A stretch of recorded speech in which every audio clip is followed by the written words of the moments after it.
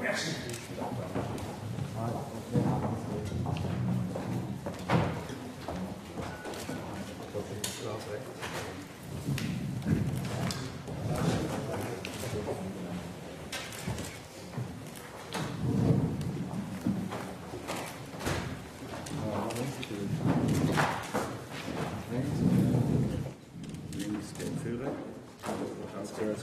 Ok, ben c'est problème, on va faire. Merci.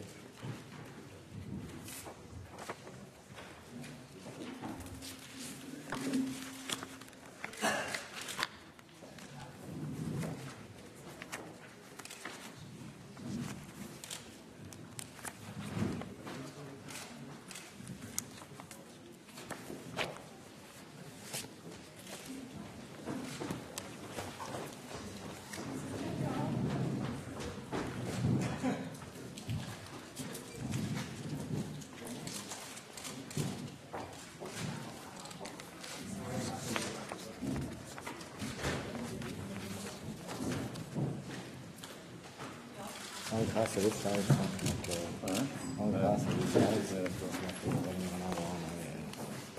à bientôt.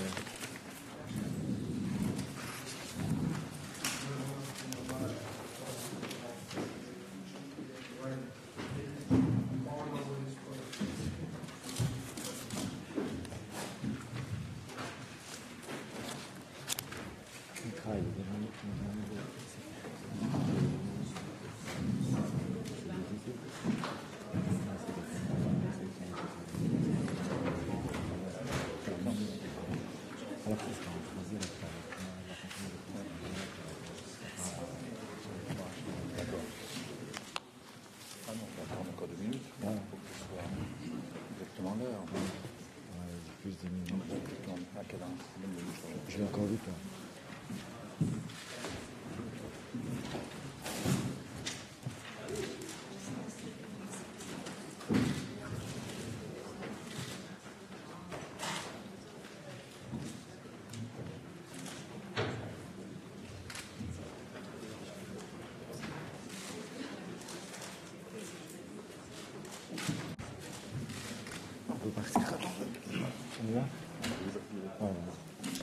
Voilà, mesdames, messieurs, tout d'abord, je voudrais vous souhaiter la bienvenue, vous remercier de consacrer quelques minutes à cet événement secondaire dans l'histoire de la Suisse qu'est le départ d'un conseiller fédéral. On vient de terminer au Conseil national un débat. Je dois dire que j'ai été très touché par l'accueil que m'a réservé le Conseil national. Et j'ai dit tout à l'heure que les politiciens ne doivent pas avoir honte de temps en temps de dire qu'au-delà des conflits normaux politiques, au-delà des divergences d'intérêts, au-delà des différences d'idées, il naît avec le temps un sentiment de respect et d'amitié entre gens qui faisons de la politique parce qu'on sait que faire de la politique, c'est risquer quelque chose et les gens qui font de la politique, dans ce pays tout au moins, le font parce qu'ils croient à leur pays et ils le font dans l'intérêt général, même si on peut occasionnellement penser que leurs recettes ne correspondent pas à l'intérêt général, ils le font sincèrement. Et je crois que c'est ce que j'ai ressenti tout à l'heure lorsque le Parlement m'a salué à l'entrée dans la salle. J'ai donc remis ce matin à Madame Simoneschi-Cortesi une lettre lui indiquant ma décision de quitter ma fonction de conseiller fédéral au 31 octobre prochain. Première remarque, pourquoi au Parlement? Eh bien, je suis dans cette maison depuis longtemps et pendant très longtemps, on était habitué à ce que les conseillers fédéraux remettent leur lettre de démission au Parlement. Et je crois que c'est juste. Dans une époque plus difficile comme celle-ci, il est important que les institutions fonctionnent bien.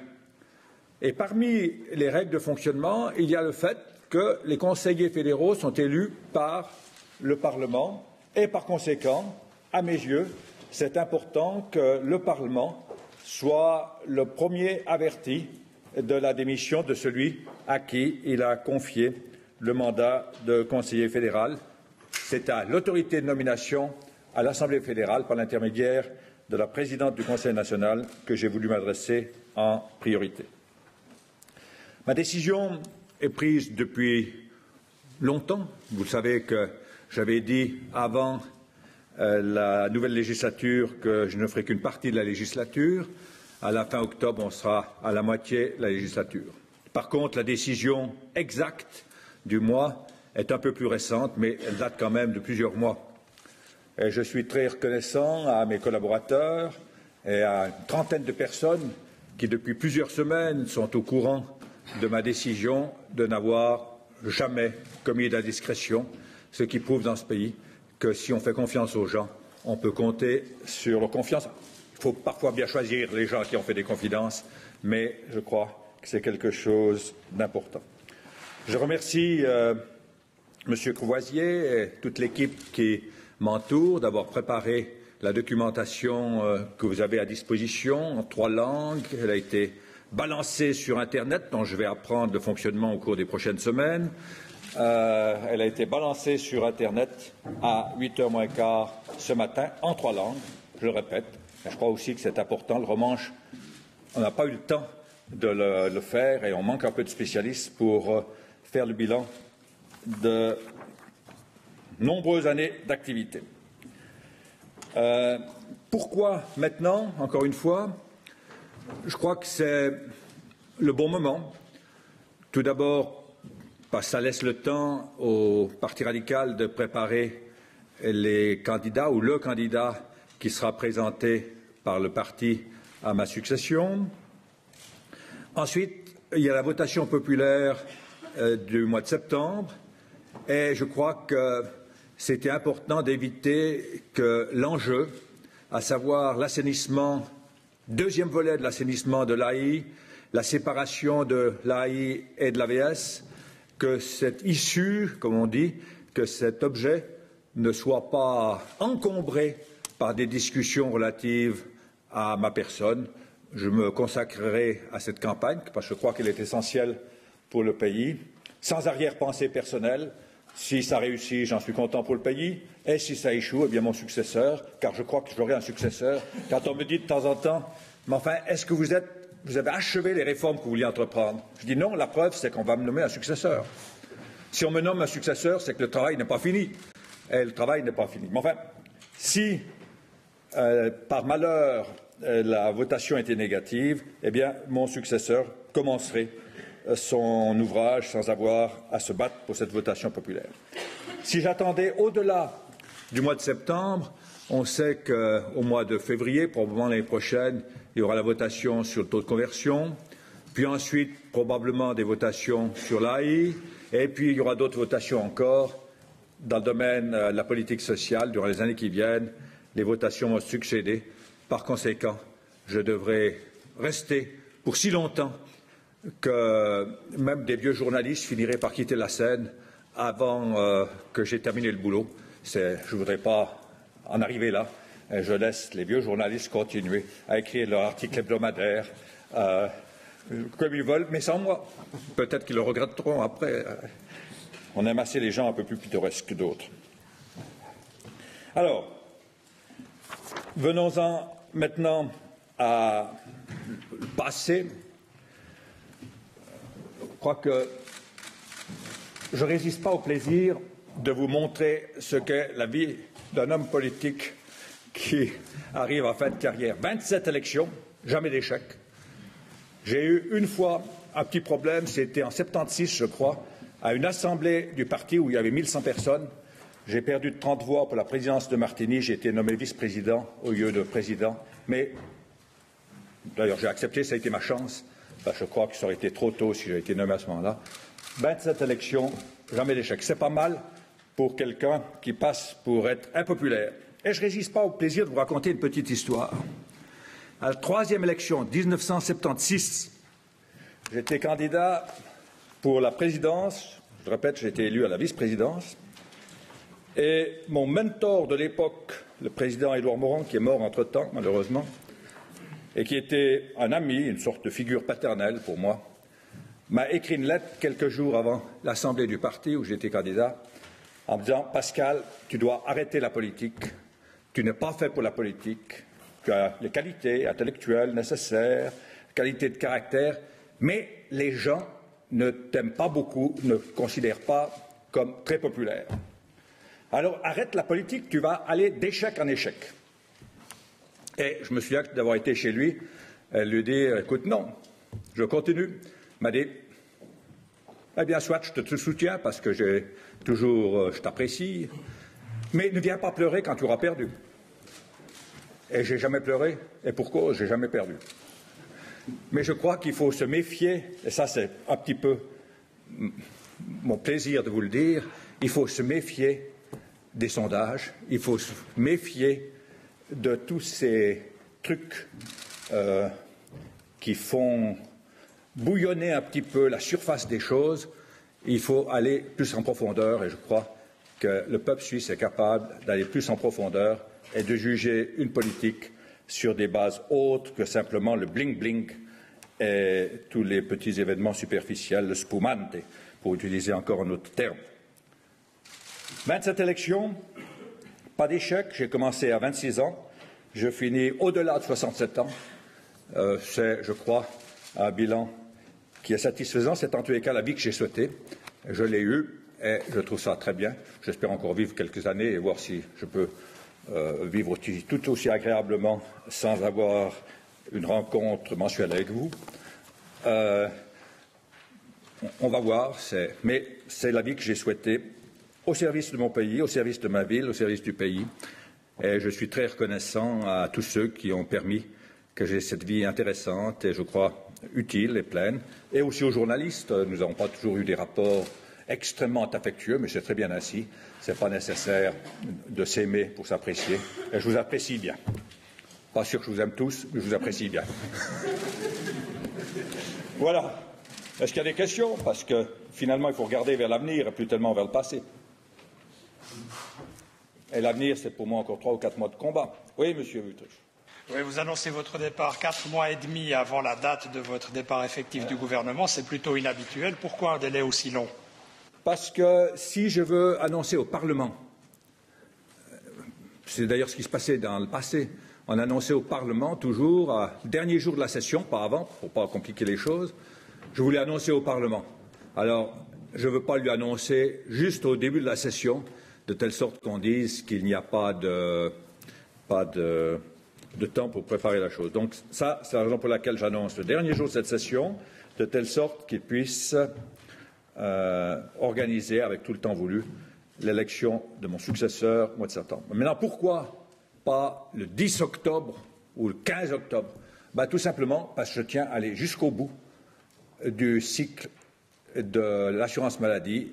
L'annonce des primes, ce n'est pas moi qui les décide, comme vous ne le savez pas en général, c'est l'Office fédéral de la santé publique, mais en général, on est attaqué directement. Par conséquent, je vais aller jusqu'au bout de cette affaire et j'espère aussi qu'on ira jusqu'au bout des dispositions urgentes que j'ai proposées. Je suis reconnaissant au Conseil des États d'avoir décidé hier d'accepter le caractère urgent de ces mesures. Et là, je dirais aussi une petite quelque chose. Je crois qu'en 40 ans de vie politique, j'ai eu beaucoup de succès. J'ai eu des semi-succès, j'ai eu quelques échecs. Parfois des échecs d'étape et parfois des échecs un peu plus douloureux. Je ne me souviens pas de beaucoup, mais il y a des échecs d'étape. Je crois dire que les succès, ce sont des succès collectifs, c'est grâce à l'équipe. Et en ce qui concerne les échecs ou les semi-échecs, je les assume seul. C'est la raison pour laquelle je tiens à assumer jusqu'au bout. Ce n'est pas un échec, mais c'est un problème d'étape difficile que le problème de l'assurance maladie cette année. Et je tiens à l'assumer jusqu'au bout de telle sorte que mon successeur soit libéré de ce souci et puisse commencer avec toute la fraîcheur d'esprit et de cœur nécessaire. Oui. Vous partez alors que vous avez devant vous une campagne à mener pour le 27 septembre. Est-ce que ce n'est pas un handicap? Est-ce qu'on n'entend pas d'une autre manière les arguments d'un conseiller fédéral démissionnaire? Peut-être qu'on les entend d'une autre manière, peut-être même mieux, parce qu'au lieu d'avoir peut-être un avis positif ou négatif en fonction de la personne, on écoute l'argument lui-même. Et l'argument est suffisamment bon pour que je pense qu'il puisse se convaincre. Et on saura que si je défends ça, c'est sans ambition personnelle. C'est simplement parce que c'est mon intime conviction cette votation doit être gagnée pour le bien du pays. Autre question, Madame?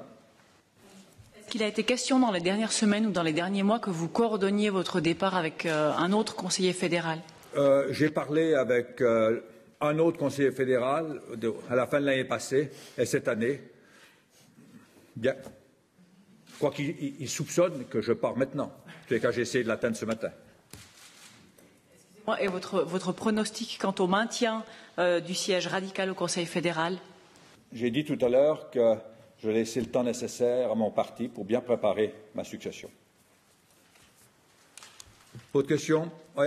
Voilà, pour bien préparer votre succession, justement, afin que le Parti libéral radical réussisse à maintenir un siège, ce qui n'est pas escompté. Pas garanti, vous dites. Pas garanti. Escompté, ça, ce sera un avis personnel. Je pense que ce serait dangereux de votre part de le dire. Oui, surtout d'un journaliste de la SSR et Sergueï de Suisse, je pense. La télévision d'État doit être neutre. Mais autre chose, est-ce qu'il se dessine quand même pour votre succession un bras de fer entre latins, c'est-à-dire entre Romand et Tessigman? Alors écoutez, je crois que le Parti radical a prévu, du moins c'est ce qui était prévu dans le script, le Parti radical a prévu une conférence de presse dans un moment. Vous lui poserez la question directement. Autre question? Pas d'autres questions? Bonnes vacances. Oui, oui, attendez. Non, il ne faut pas. Bon. À quoi ressemblera une journée type du retraité Pascal Couchepin? Pardon? À quoi ressemblera une journée type du retraité Pascal Couchepin? Je ne suis pas retraité.